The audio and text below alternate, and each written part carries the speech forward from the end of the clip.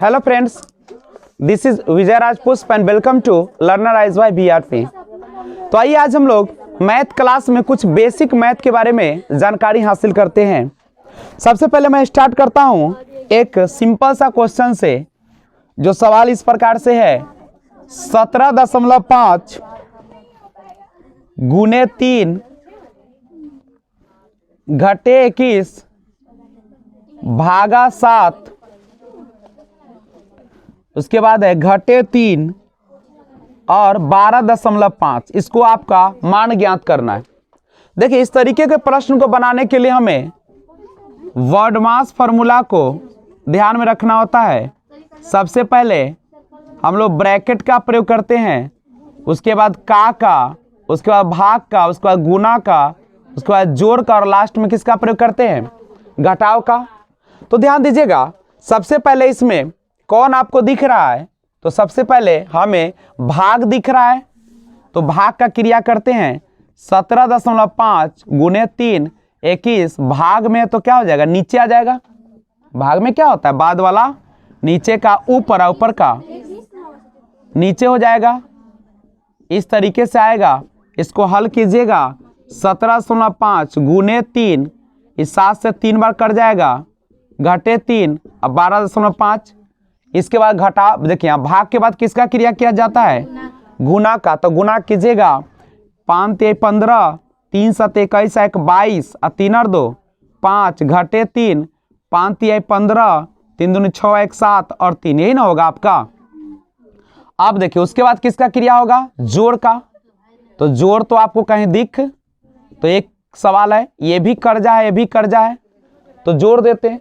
37.5 रुपया और 3 रुपया कर्जा लिए, 40 रुपया होगा नहीं, और 52 में से 40 रुपया हटा दीजिएगा तो कितना रुपया बच जाएगा?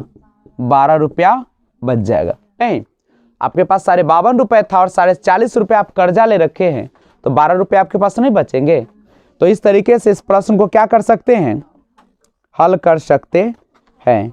तो सबसे पहले इसका स्क्रीनशॉट लीजिए, फिर आगे क्वेश्चन हम आपके सामने लाते हैं।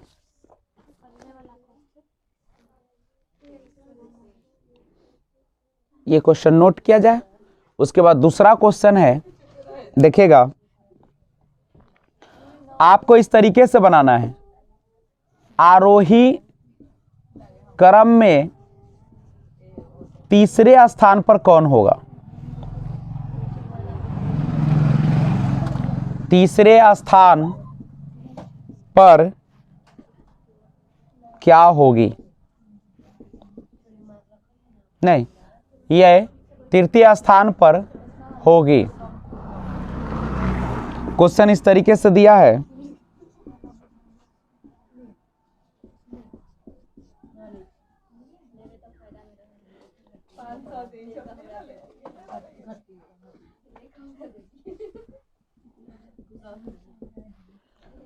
गौर कीजिए, आरोही क्रम, आरोही का मतलब होता है बढ़ते क्रम। आरोही मतलब होता है बढ़ते क्रम, जिसको आप असेंडिंग ऑर्डर कहते हैं। बढ़ते क्रम में क्या किया जाता है? पहले सबसे छोटा और उसके बाद बड़ा बड़ा बड़ा, ऐसे ही ना। अब इसको पहचानने का सबसे पहला तरीका है कि दशमलव के पहले के डिजिट को देखा जाए। दशमलव से पहले अगर आप देखेंगे तो सब में 77 है, लेकिन इसमें देख लीजिए 0.77। पहले आप नोट कर लीजिए स्क्रीनशॉट लेकर, फिर बात करते हैं हम आगे। और ये सब बेसिक पूरा मैथ है। उसके बाद हम लोग 1 फरवरी से सिलेबस पूरी तरीके से स्टार्ट करेंगे। नहीं, बिल्कुल बेसिक से। अभी आपने केवल बेसिक क्लास का ज्ञान लिया, उसके बाद हम एक एक चैप्टर को फुल डिस्कशन के साथ 1 फरवरी से क्लास लगाई जाएगी। और तब तक कभी आप बेसिक मैथ को देखते रहे। और 2 फरवरी से सीटेट का न्यू बैच फुल कोर्स के साथ स्टार्ट होगी। जिसमें अब इस साल में आपने केवल थ्योरी पढ़ा, अब क्वेश्चन आंसर भी आपके स्क्रीन पे पहुंचता रहेगा। इस बार हम लोग को 120 प्लस का स्कोर लेके चलेंगे। तो आरोही क्रम में तीसरे स्थान पर देखिए इस क्वेश्चन को, तो सबसे पहले आरोही क्रम की बात किया, सबसे छोटा लेना है। देखिए दशमलव से पहले सब में 77 है, लेकिन इसमें तो 0 है, तो सबसे छोटा कौन हो गया 0.77। पहचानने का सीखा जाए। उसके बाद पॉइंट के बाद देखते हैं कि कौन छोटा है, तो पॉइंट के बाद इसमें देखिएगा तो 0 है, सब में क्या है 0। देखिए इसमें, देखिए इसमें एक 0 है, इसमें कितना 0 आ गया 00, तो 00 है तो वही छोटा होगा। उसके बाद हो जाएगा आपका ये। उसके बाद इसमें देखा जाए, इसमें 7.07 है, इसमें 7.707 है। अब देखिए दशमलव के जस्ट बगल में 0 है, इसमें 7, इसमें भी 7, तब कौन छोटा हो गया 07। अब इस दोनों में देखिए 7.77, उसके बाद इसमें भी 0, इसमें भी 0, लेकिन इसमें 7 है, इसमें तो कौन छोटा हो गया ये, और सबसे बड़ा कौन हो जाएगा 707। तो ये हमारा कौन क्रम आएगा आरोही। और पूछा कौन नंबर पर है 1 2 3, तीसरा नंबर पर, तो तीसरे नंबर पर कौन सा हो जाएगा 7.07, यही आपका क्या हो जाएगा आंसर। समझ में आया। बस सिंपल सा है।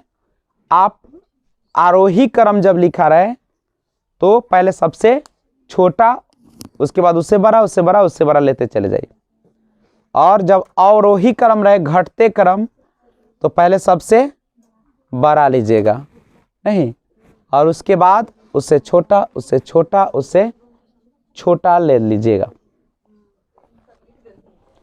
तो अगर स्क्रीनशॉट ले लिए हैं तो अगला क्वेश्चन की ओर बढ़ेंगे।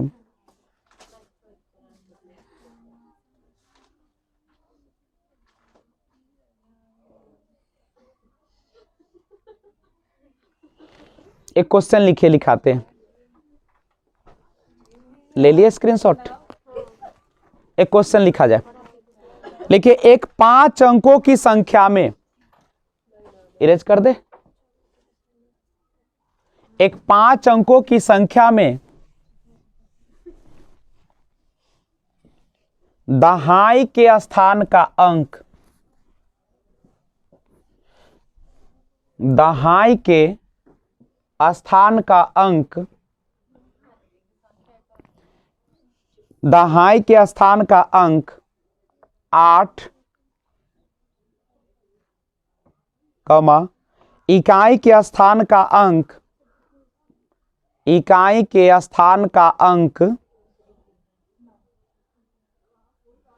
दहाई के स्थान के अंक का, दहाई के स्थान के अंक का 1/4,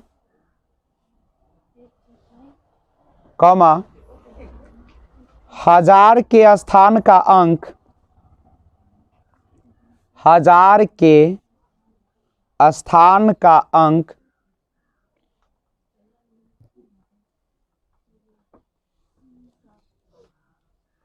शून्य, 100वें स्थान का अंक, 100वें स्थान का अंक, इकाई के स्थान का, इकाई के स्थान का दुगुना, और 10,000वें स्थान का अंक, और 10,000वें स्थान का अंक इकाई के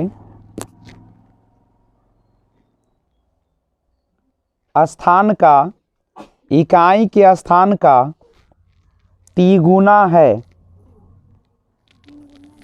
तिगुना है, संख्या क्या है। क्वेश्चन एक बार मिला लिया जाए।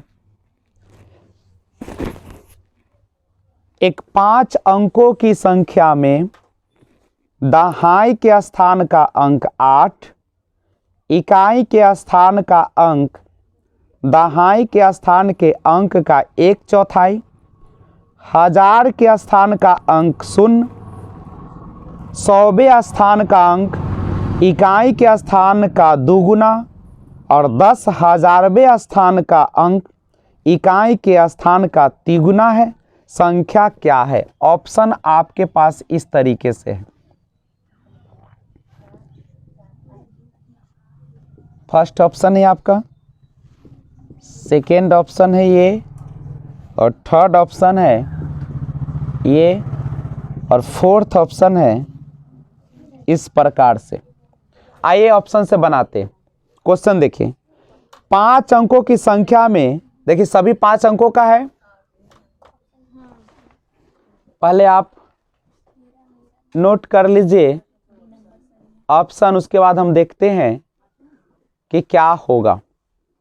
तो देखते हैं, कहता है 5 अंकों की संख्या में हमारे चारों ऑप्शन में 5 अंक है ना, 5 अंक, 1 2 3 4 5 सब में है। दहाई के स्थान का अंक, देखिए ये है हमारा इकाई और ये है दहाई, ये है सैकड़ा, ये है हजार और ये हमारा 10,000।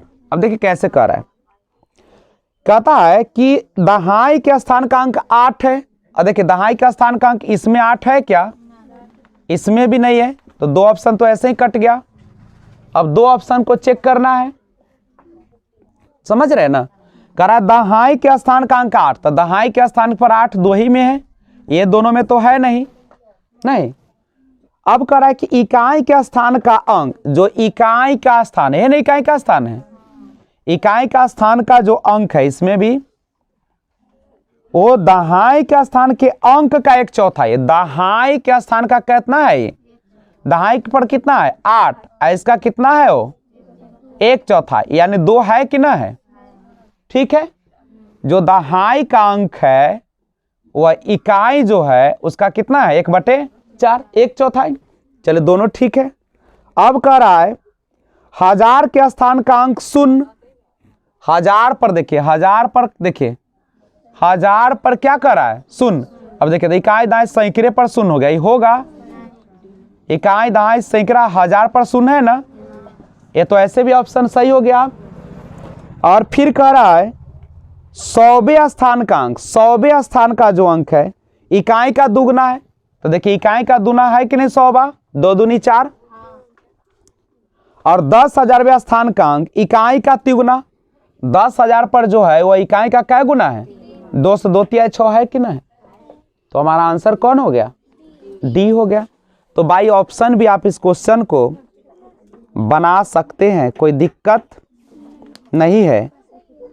तो अगर दिक्कत नहीं है तो अगला क्वेश्चन लिखे। अगला क्वेश्चन है,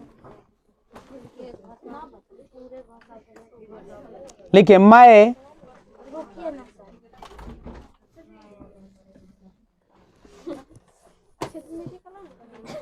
मिटा दे। तो अगला क्वेश्चन लिखिए।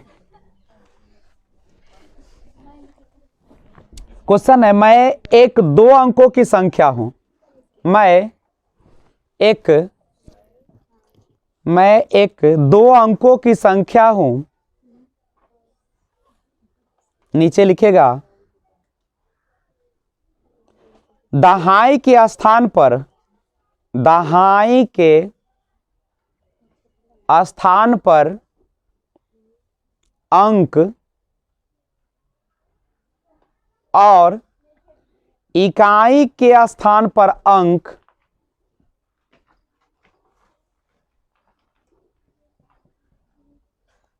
क्रमिक अभाज्य संख्याएं हैं।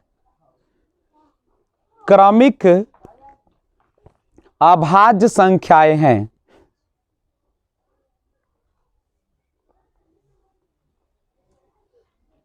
अंकों का योग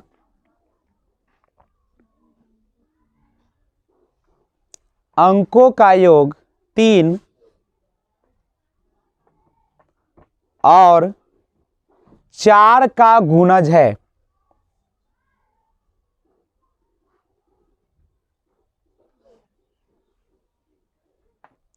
संख्या है। चलिए ऑप्शन आपके पास है 57, 23,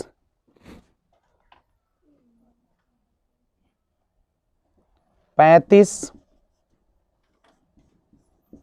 और चौथा है 13। ये 4 ऑप्शन है आपके पास।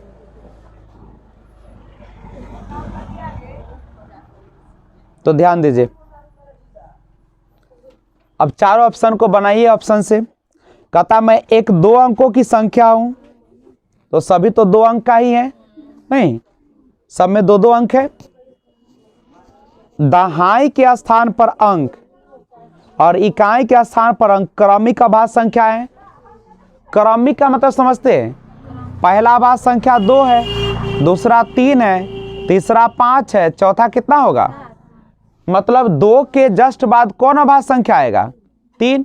और 3 के जस्ट बाद कौन आएगा? 5 आएगा। तो सबसे पहले समझिए, तो सब अभाज्य संख्या है। कहता है कि क्रमिक अभाज्य संख्या है, तो 5 के बाद 7 होता है अभाज्य संख्या, 2 के बाद 3 भी होता है, 3 के बाद 5 भी होता है। एक अभाज्य संख्या नहीं है। अभाज्य संख्या उसे कहते हैं जिसका कम से कम 2 गुणनखंड हो। जैसे 1 का 1 से केवल लगेगा, 2 का 1 और 2 से, 3 का करेगा तो 1 और 3 से। अगर मान लीजिए 6 है, 1 से लगेगा, 2 से, 3 से, 6 से। देखिए इसमें क्या 2 ही आया, तो यह अभाज्य संख्या होगा। अभाज्य संख्या का मतलब है कि केवल और केवल 2 ही गुणनखंड होना चाहिए। तो ये मेरा ऑप्शन कट गया। अब 3 गो में देखना है। अब क्या करा देखिए, अंकों का योग 3 और 4 का गुणज है। जो दोनों का जो योग है 5 और 7 को जोड़ेगा तो कितना आएगा? कहता है 3 और 4 का गुणज है। देखिए आ गया। जब दोनों को जोड़िएगा तो 3 और 4 का गुणज, माने 3 गुने 4 करेगा उतना आना चाहिए। तो मेरा आ गया कि नहीं आ गया? इसका अगर जोड़ेगा तब 5 और 3 4 को गुना कीजिएगा तो 12 आएगा। क्या हो सकता है? ये 8 होगा। कह रहा है लास्ट में कि 3 और 4 का गुणज यानी 12 आना चाहिए। जोड़ के दोनों का कितना आना चाहिए? 12। और वैसा एक ही ऑप्शन है आपका, कौन? Option number A. एक क्वेश्चन है, थोड़ा सा डबल क्वेश्चन है, उसे लिखा जाए। समझ में आ गया होगा? कहीं भी समस्या हो कमेंट कीजिए। आपकी सेवा में मैं 24 आवर्स हूं। तो लिखिए क्वेश्चन, बढ़िया क्वेश्चन, थोड़ा दिमाग लगाने वाली क्वेश्चन है। देखिए एक रेलवे स्टेशन पर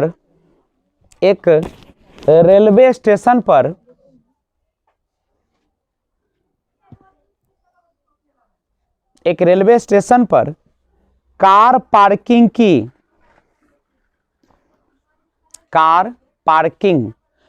का मतलब क्या होता है? जहां पे आप बाजार में जाएंगे तो गाड़ी कहीं और नहीं लगा सकते, फाइन हो जाएगा। इसलिए जहां पे पार्क होगा वहीं पे लगाना है। इसलिए बड़े गाड़ी रखते हैं तो आपको ये भी परेशानी हो सकती है। कार पार्किंग दर निम्न रूप से चित्रित की गई है। कार पार्किंग दर निम्न रूप से चित्रित की गई है,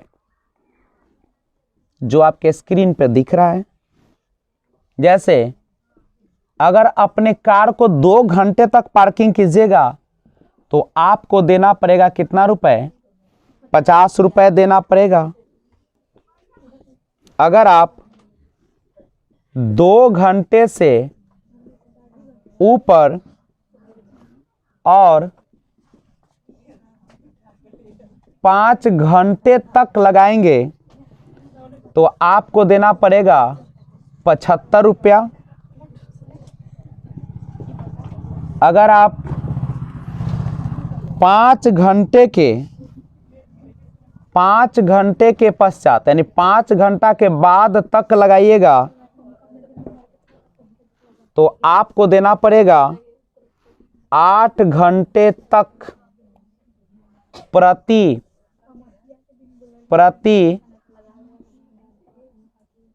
अतिरिक्त घंटा 10 रुपये और 8 घंटे से ऊपर और 12 घंटे तक और 12 घंटे तक तो आपको देना पड़ेगा 150 रुपये। और अगर आपने गाड़ी को लगा दिया 12 घंटे से ऊपर और 24 घंटे तक तो आपको देना पड़ेगा 250 रुपया। इतना आपका कंडीशन है कार पार्किंग का। पहले इसको आप स्क्रीनशॉट ले लीजिए, फिर इसका क्वेश्चन लिखाता हूं।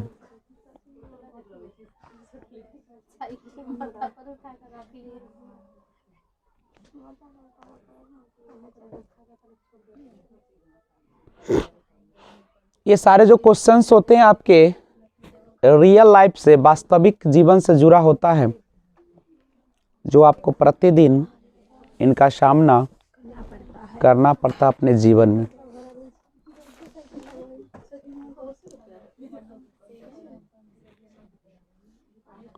आठ घंटे तक प्रति अतिरिक्त घंटा 10 रुपया। 8 घंटे तक 5 घंटा के बाद जितना देर रुकेगा 1-1 घंटे का 10 रुपये ऊपर से देना पड़ेगा। और 5 घंटे तक तो वहाँ मिल ही रहा है, 75 रुपये वो जोड़बे करेगा। 6 घंटा अगर रुकेंगे तो 75 रुपये, 10 रुपये 85 रुपये हो जाएगा। लिखिए क्वेश्चन। अब अगर नोट हो गया है तो आगे बढ़ेंगे।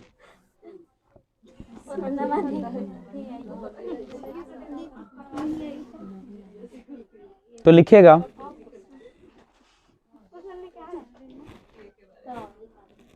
राजीव ने लिखेगा नीचे, राजीव ने अपनी कार को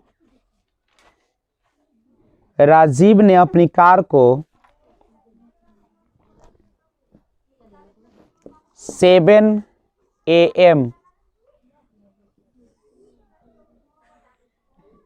मतलब सुबह का टाइम, पूर्वाहन, एंटी मेरिडियन पर पार्क किया और उसे उसी दिन 4:30 PM post meridian PM 4:30 PM पर ले आया। उसे कितने रुपए का भुगतान करना होगा? उसे कितने रुपए का भुगतान करना होगा?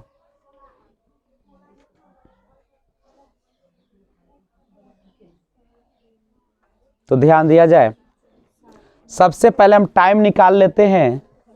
सुबह 7 बजे से लेकर 4:30 बजे तक कितना घंटा होगा? तो 7 और 5 12, 5 घंटा जोड़िएगा तो 12 बज जाएगा। और उसके बाद 4.5 घंटा और, यानी टोटल कितना घंटा हो गया? 9.5 घंटा। अब आइए किस में जाएगा? तो आपको 8 घंटा से ऊपर और 12 घंटे तक कितना देना पड़ता है? 150 रुपया, यही ना देना पड़ता है। आपने पार्किंग किया 9.5 घंटा, तो 9.5 घंटे का कितना दीजिएगा? आप 150 रुपये दीजिएगा। कितना दीजिएगा? 150, क्योंकि लिखा हुआ है कि 8 घंटा से ऊपर और 12 घंटे तक, यानी उसके बीच में है, तो आपको देना पड़ेगा कितना? 150 रुपये।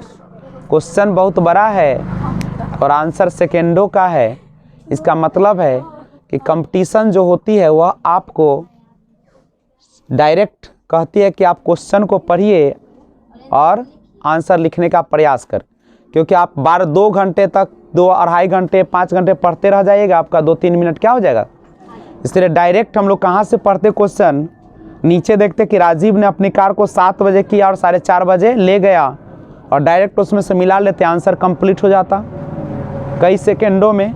नहीं तो ऊपर से पढ़ते रह जाएंगे कुछ समझ में, और पता चलेगा कि आपका टाइम एक ही प्रश्न में समाप्त हो गया। इसलिए practice makes a man perfect, without practice you can not get success in your life.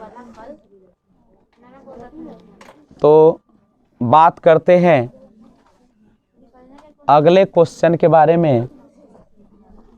तो अगला क्वेश्चन लिखिएगा, अगला क्वेश्चन लिखिए,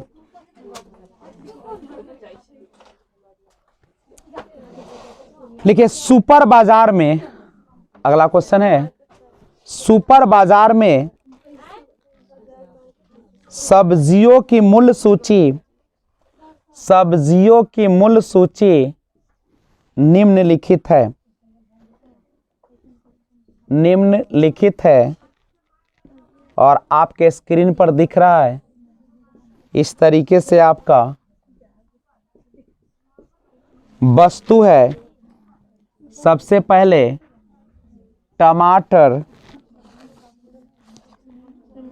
टमाटर अगर आप 1 केजी लीजिएगा आपको देना पड़ेगा 40 रुपया। आलू, ये बोर्ड लगा हुआ है, 2 केजी का दाम है 25 रुपया। गाजर 25 ग्राम 20 रुपया। लौकी 1 केजी 10 रुपया। मिर्च 100 ग्राम खरीदिएगा 10 रुपया। नींबू 4 नग लीजिएगा, 4 पीस, आपको देना पड़ेगा 10 रुपया। ये था आपका एक सुपरमार्केट का लिस्ट लगा हुआ है। सबसे पहले इसको आप नोट कीजिए और उसके बाद देखते हैं कैसे खरीदता है। काफ़ी इंपॉर्टेंट क्वेश्चन, ये सारा जो है आपको रियल लाइफ से जोड़ने का प्रयास किया जाता है कि आप वास्तविक जीवन में जो प्रयोग करते हैं उसे आप किस प्रकार से समाधान करेंगे। नहीं, अगर आपने नोट कर लिया है तो आगे क्वेश्चन नोट किया जाए।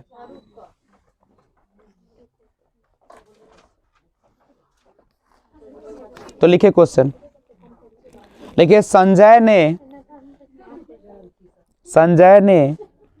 1/2 केजी टमाटर, 1/2 केजी टमाटर, 1 केजी आलू, 1 केजी आलू, 1/2 केजी गाजर, 1/2 केजी गाजर, 250 ग्राम मिर्च, 250 ग्राम मिर्च, और 6 नींबू खरीदे। 6 नींबू खरीदे। उसने बिल क्लर्क को काउंटर पर 200 रुपया का नोट दिया।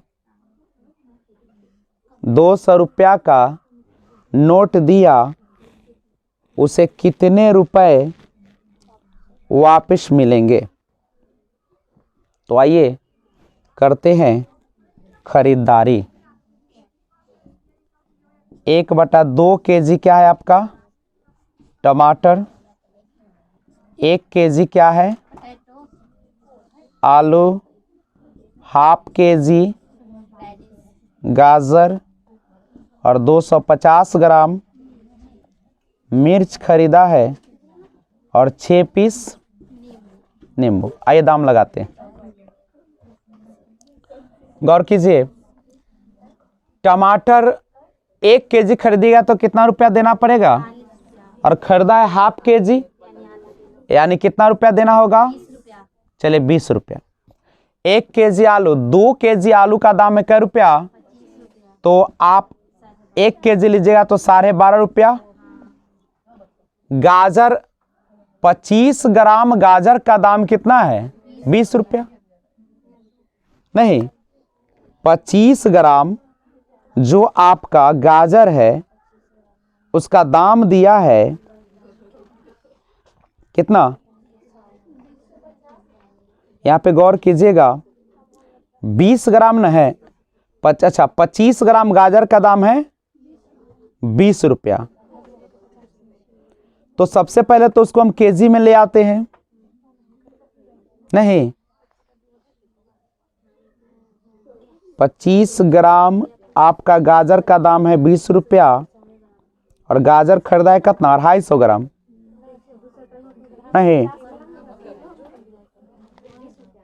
तो ध्यान दीजिए, 25 ग्राम न है, ध्यान दीजिए यहाँ पे गाजर पे 25 ग्राम का दाम है 20 रुपया, और गाजर कितना खरीदा है, हाफ के जी, आधा के जी, यानी 500 ग्राम। तो आप ही बताइए, आप 50 ग्राम खरीदेगा तो 40 रुपया, आप 500 ग्राम खरीदेगा तब तो 400 रुपया हो जाएगा। वहां पे अगर 250 ग्राम रहता तो बड़ा सुंदर लगता। इसको ठीक कीजिए, ये 250 ग्राम होना चाहिए। नहीं, इतना महंगा गाजर खरीदिएगा तो 250 ग्राम का 20 रुपए, तो आधा केजी का तो कितना रुपया हो जाएगा, 40 रुपया। और 250 ग्राम मिर्च है, 100 ग्राम मिर्च का दाम है 10 रुपए, तो 200 ग्राम का हो जाएगा 20 रुपया, और 50 ग्राम का होगा 5 रुपए, यानी कितना हो जाएगा, 25 रुपए। देखिए, चार नींबू का दाम है 10 रुपए, तो आप ही बताए, 4 का है 10 रुपए, तो 4 और 2 जोड़ेंगे तो 6 पूर जाएगा, तो 4 का 10 रुपया, आधा माने आधा, यानी कितना रुपया, 15। अब देखिए कितना आ गया, जोड़ लीजिए, 20 रुपया, एनएस जोड़िए, 25 और 15 40, और 40 80 या 20 100 100 और 12.5, तो कितना हो गया, 112.5 रुपए ना हो जाएगा। तो आप यहाँ पे 112 रुपए 50 पैसे में इतने चीज की खरीदारी कर लेंगे। नहीं, 4 नींबू का दाम है 10 रुपए, तो 4 नींबू का 10 रुपए, और खरीदना है 6 गो, तो 2 नींबू का दाम हो जाएगा 5 रुपए, और अरे 4 का दाम 10 रुपए, तो 2 का दाम क्या रुपया, 5 रुपया, तो 6 नींबू का दाम कितना रुपया हो जाएगा, 15 रुपया। नहीं, तो इस तरीके से, और आपने क्या किया है, कुछ पैसा भी दिए हैं, 200, यही ना, कितना पर छोड़ के भाग आइएगा। आपने कितना का नोट दिया है, 200 का, आपने खरीदारी कितना का किया, 112 रुपए 50 पैसे, तो ये तो 50 पैसा होगा, 9 में से 2 गया 7, और ये 9 में से 1 गया 8, यानी कितना लौटा कर देगा, 87.5 रुपया। और एग्जाम में जाइएगा तो पहला ऑप्शन यही रहेगा, 112.50, और आप मारेंगे चले आएंगे और आपका नंबर कट जाएगा। नहीं, क्योंकि आप देखिएगा कि आपको पैसा दिए 200, आप पूछ रहे थे कितने रुपए वापस मिलेंगे, तो मिलेंगे 87.5। इसलिए कंपटीशन जब देने जाते हैं तो आप एक एक शब्दों को ध्यान से, दिल दिमाग सब वहीं पे रख के दीजिएगा, नहीं तो आपको पड़ सकती है परेशानियों में।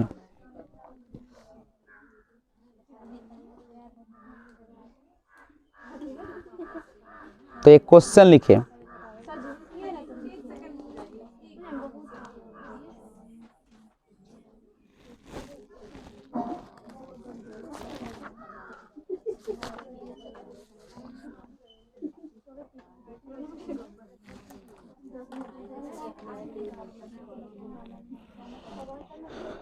तो इसे नोट कर लिया जाए।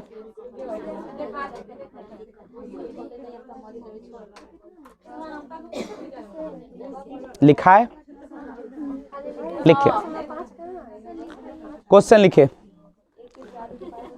एक 180 सेंटीमीटर लंबी तार को 180 सेंटीमीटर लंबी तार को एक आयत का रूप दिया गया। 180 सेंटीमीटर लंबी तार को एक आयत का रूप दिया गया। यदि आयत की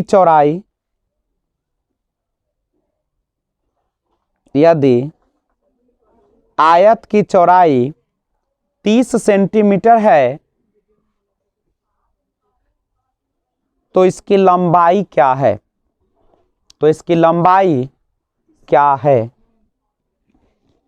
यदि आयत की चौड़ाई 30 सेंटीमीटर है तो लंबाई क्या है?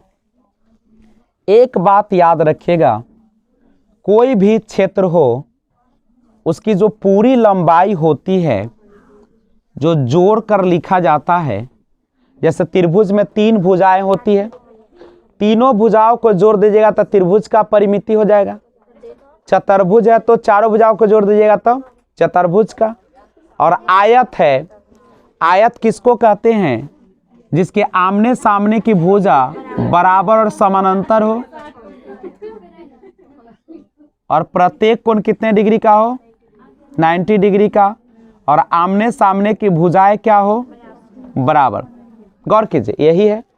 कहा कि एक 180 सेंटीमीटर लंबा तार लाया, नहीं, और उसको क्या किया? आयत का रूप दे दिया।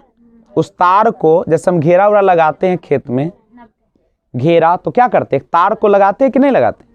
तो पूरा लाया 180 सेंटीमीटर का तार और उसी से कैसा आकृति बनाया? तो यहाँ तार की टोटल लंबाई कितना दिया है? इसका मतलब ये दे क्या रखा है? परिमिति। परिमिति कितना दे रखा है? 180 सेंटीमीटर। और आयत के परिमिति का फॉर्मूला होता है 2 इंटू लंबाई जोड़ चौड़ाई बराबर 100 सेंटीमीटर। नहीं, अब ये दो आपको लंबाई दिया है, लंबाई देखकर नहीं दिया है। लंबाई को x मान ले और चौड़ाई कितना दिया है? 30 सेंटीमीटर। तो यहाँ पे गौर कीजिए, x + 30 और यहाँ पे कुछ नहीं तो किसका साइन होगा? तो इधर आएगा तो भाग में आ जाएगा नीचे 90।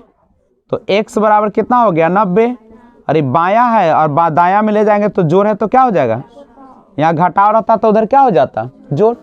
तो x बराबर 90 में से 30 गया, कितना हो जाएगा? और ये आपने x किसको माना था? लंबाई को। तो आयत की जो लंबाई होगी वह कितना सेंटीमीटर होगा?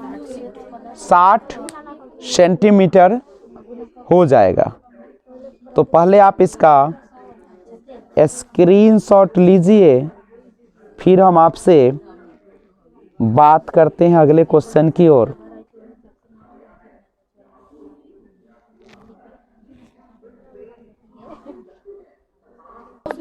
क्वेश्चन लिखा जाए। देखिए, एक रेलगाड़ी दिल्ली से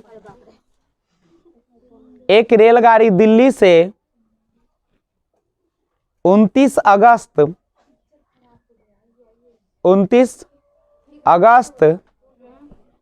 2019 को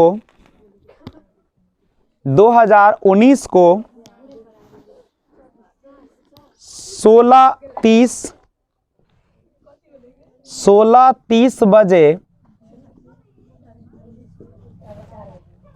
एक रेलगाड़ी दिल्ली से 29 अगस्त 2019 को 16:30 बजे प्रस्थान करती है और गंतव्य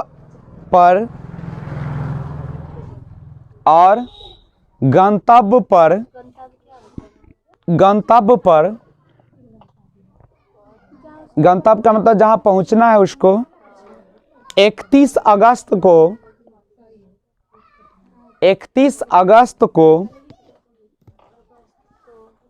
8:45 बजे पहुंचाती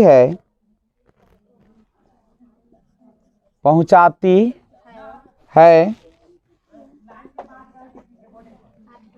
इस यात्रा का कुल समय है,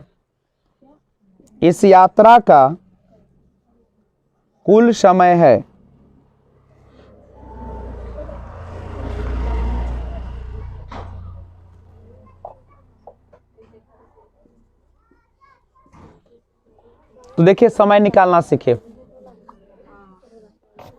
गौर कीजिए 29 अगस्त 2019 को 16:30 बजे निकला है, तो गौर कीजिए यहां 16:30 है, 30 मिनट, अगर इसमें हम 30 मिनट जोड़ देंगे तो कितना बच जाएगा 17, और 17 में 7 जोड़ देंगे तो कितना बच जाएगा 24 बच गया, 24 बज गया। और आपको 31 तारीख को, अभी 24 बज रहा है 29 तारीख का रात, अब 30 तारीख को पूरा 24 घंटा होगा, नहीं 29 तारीख को 24 बजे रात से लेके और 24 बजे 30 तारीख की रात कितना हो जाएगा, फिर से सीखिए। ये आपका 29 अगस्त 2019 की तारीख है, 16:30 बज रहा है। आप ही बताइए 30 अगस्त को फिर 16:30 बजेगा तो कितना घंटा हो जाएगा 24 घंटा। आज 16:30 बजे निकले थे, तो कल 16:30 जब बजेगा, आज शाम के 16:30, फिर कल शाम के 16:30, तो 24 घंटा नहीं पूरा जाएगा 24 घंटा। और आपको जाना है 31 अगस्त तक, तो यहां पे देखिए 16:30 बज रहा है, शाम का कितना बज रहा है 16:30, और एक दिन में होते हैं 24 घंटा, तो 16:30 में 30 जोड़ दिए क्या बज गया 17, और 7 और जोड़ दिए तो कितना बच गया 24। 31 तारीख का कितना बच गया आपको 24 बज गया। लेकिन एक बात याद रखना है, अभी यहाँ 31 का 24 नहीं बजाए हैं, अभी 30 तारीख को ना 16:30 बजे था। फिर से सुनिए, थोड़ा गौर से समझिए, क्वेश्चन में दम है। 29 अगस्त को 16:30 बजे आप निकले थे, तो 30 तारीख के 16:30 बजे 24 घंटा होगा, इसमें कोई डाउट। 16:30 बजे आज शाम में निकले 29 को, कल शाम में 16:30 बजे, तो 24 घंटा हो गया। अब 30 तारीख का 16:30 बज रहा है, और 30 मिनट और दे दिए तो 17 बज गया, और 7 घंटा और दे दिए तो कितना बज गया, यानी 7.5 घंटा और जोड़ दिए तो ये 30 अगस्त का अभी कितना बज रहा है रात 24 रात बज रहा है 24। आपको चलना है क्या बजे तक 8:45, तो 24 बज रहा है, तो 31 अगस्त को 7:45 और चलिएगा तो आप पहुंच जाइएगा जगह पर। 8:45 और चलिएगा तब तक पहुंच जाइएगा।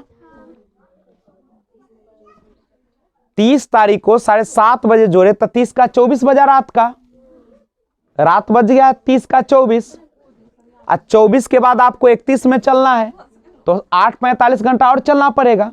तभी ना पहुंचिएगा।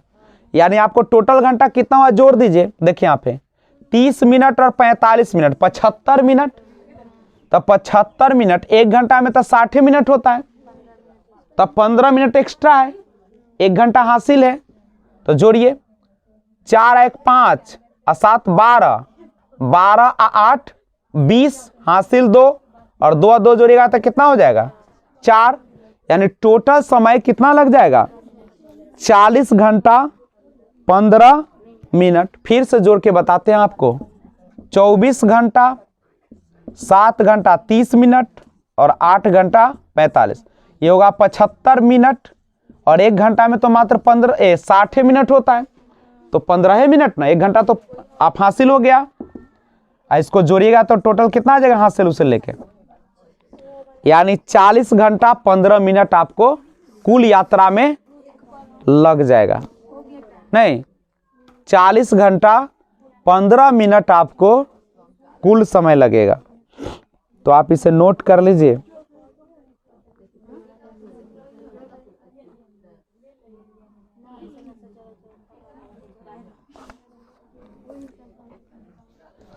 तो ये सारे क्वेश्चन जो थे बेसिक जो था, मैं आशा करता हूं कि आपको समझ में आया होगा। तो अगर आपको वीडियो अच्छा लगा तो लाइक बटन को दबाइए, और नए व्यूअर्स हैं तो इस चैनल को सब्सक्राइब कर दीजिए और बेल आइकन को ऑल पे प्रेस कीजिए, जिससे आपको वीडियो सबसे पहले जब भी मैं अपलोड करूं मिल जाए। तब तक टेक केयर, बाय बाय।